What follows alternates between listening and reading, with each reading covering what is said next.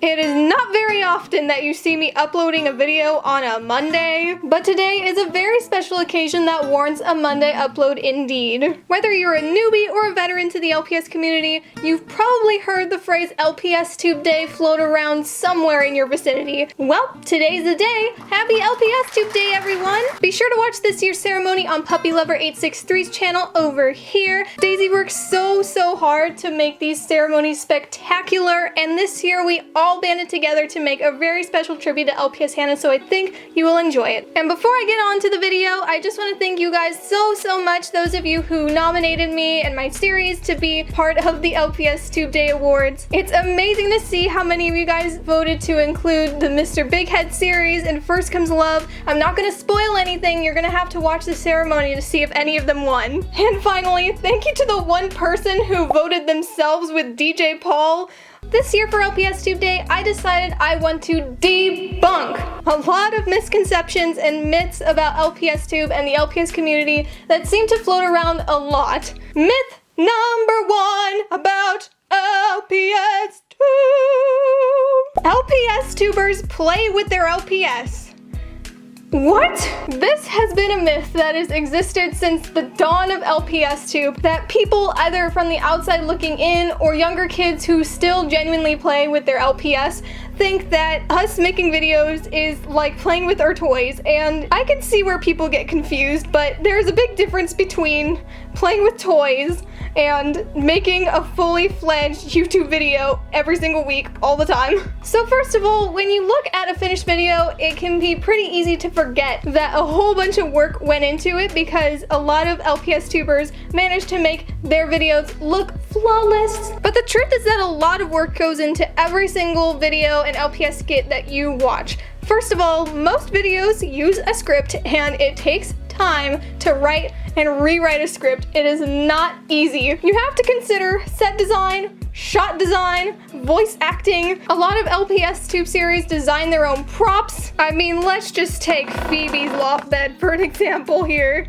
This is completely DIY, made out of popsicle sticks. And then there's editing and sound design. A really intricate LPS video can take days, weeks, even months to make. Just because a video uses toys doesn't mean that it's play. I could play with something that's like not a toy. Like, I'm just gonna grab, this is like some blue tack that I used to stick things on. I could play with this, but it's not really a toy. See, it works vice versa. For LPS tubers, toys are just our medium of expression, just because it's really fun and a lot easier to manage a whole bunch of toys rather than real actors having to pay for sets. It's economical, you guys. I also want to put out there is absolutely nothing wrong with playing with your toys and making LPS2 videos where you are genuinely playing, improvising, just having fun. I just wanted to make it clear that I am not currently playing with my toys. The next big misconception that has recently gone into debate again is that LPSTube is for kids.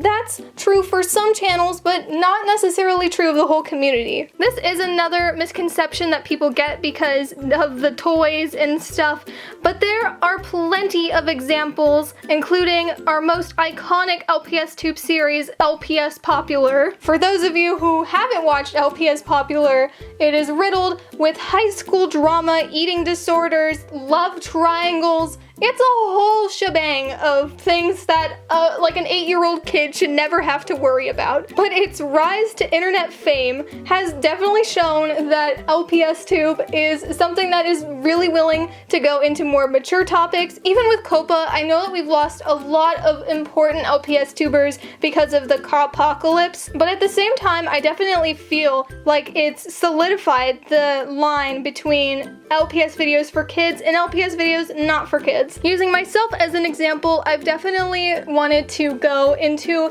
more mature topics over this past year, and it's not just out of fear of getting a COPA strike or anything like that. I just want to make stuff that's more for teenagers. I feel like there is a lot of LPS fans who are in the teenager, young adult range who are watching either for nostalgia and fun. LPSTube is just, it's not for kids. Please, it is for kids, but it's also not. Okay, Cecilia, enough enough rambling. These next two misconceptions aren't necessarily about LPSTube, but they have posed problems to people who have just entered the LPS community and don't know much, or people who are trying to gain more pets for their collection. Misconception number 3 is that it's impossible to buy real LPS. Now, I am not going to disagree entirely with this. If you just go on eBay and look up LPS, maybe you have a short hair in mind and you look up their number, you're going to see so many listings of both real and fake LPS, and for a brand new LPS fan, it is so annoying. And even for me, I'm getting really tired of the eBay sellers who are claiming that their LPS are authentic and they're not. It has definitely gotten harder to tell which LPS are real and which ones are not. However, it is not impossible, and I will give you a few tips how to find some authentic LPS for yourself. If you're on eBay, make sure to click used as the condition, because old LPS are all old. They're not new anymore, and if they are claimed as new and they're loose, they're lying. This isn't 100% foolproof, but I have found it to be helpful to switch to my country only, whether it's US only, UK only, anything to get all of the LPS listings from China, because all of those are fake LPS and they will not help you out in your search for authentics. Stay far, far, far away from LPS listings that show multiple big 5 pets for an affordable price. It's not real, especially if they show multiple sold. Just go on lpsqueen.com because they're the most reliable source for real LPS. Or if you want to support your favorite LPSTube creator, I have just started my eBay shop. It's very small right now because I'm a new seller and they're only letting me sell like 5 things, but I do have plans on making it bigger in the future, so be sure to go and look right now, please. If you want even more tips on how to find authentic LPS, make sure to check out my video on how to collect Littlest Pet Shop. It goes super in-depth on a whole bunch of different platforms, not just eBay. And if you struggle with finding LPS for an affordable price or finding authentic LPS, that video will absolutely help you out. On a similar note, our 4th misconception is that LPS are too expensive. When you look at LPS with prices like this and this, it can get really scary looking really quick, and it can be easy to misconceive that LPS are all super expensive. I promise you, it doesn't have to be that way. One thing I always suggest to people who are looking to grow their collection on the cheap is to buy LPS in lots. While the price up front might feel a little bit daunting to pay $75, $100, $200 for a huge lot of LPS, it is really easy to find these larger lots containing like 100 plus LPS. That is the quickest way that you can grow your collection to a huge amount. And usually if you're buying LPS this way,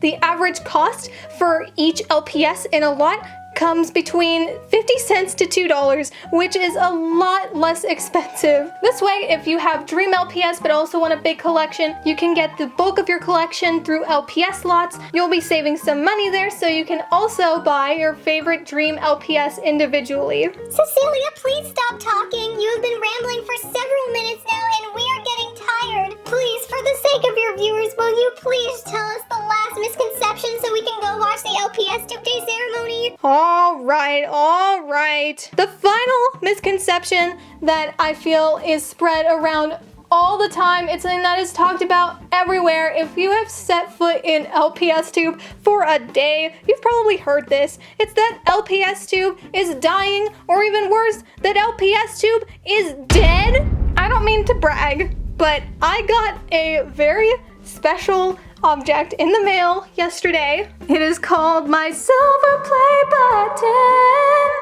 I'm working on the 100K special, so you will see this baby in all of its glory, but I wanted to share it with you now because I wanted to tell you that I've gained probably like 50,000 subscribers over the past year. LPSTube cannot be dead if I can grow that fast and reach this huge milestone because of you guys. Now, I'm not gonna lie, LPSTube is so much different now than it was just 2 years ago, and so much has changed for everybody over the past year and a half. LPSTube LPSTube is still going strong even though there are less people in the community. I've certainly seen my largest boost of growth post-Copa. LPS Honey is doing fantastic for herself as well. Sugar Diamond is killing the game, and there are still so many LPS tubers who are actively doing this today. But besides that, just because there's less people in the community and less large LPS tubers making videos today, that doesn't make the community any less strong than it is now. If anything, I feel like LPSTube has become more tightly knit than it ever was. Everyone in this community has been affected in some way by Copa,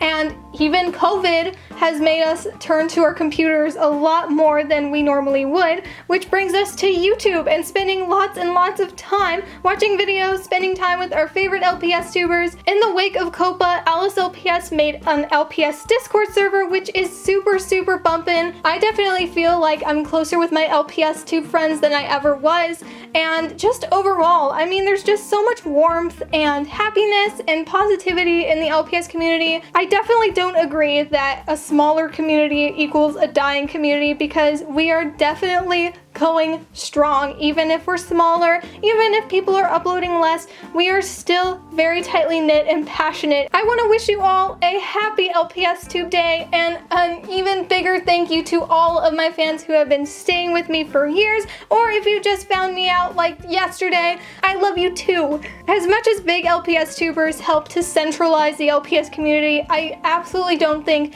that we would exist without people like you watching LPSTube and living for the LPS community and collecting LPS and just keeping the LPS legacy alive. I haven't seen such long-term passion in any community I've been before, and just I feel like LPS is just a really special community with so many special people, and I'm really happy to be part of this and to be spending LPSTube Day with you guys. If there are any misconceptions that you think I've missed, be sure to leave your comment below, and I'd love to hear your thoughts on my thoughts in anything LPSTube Day related. I bid you all adieu and have a great day, Wednesday, Saturday, Monday, whatever day you're watching this. And it is time for me to get punched violently.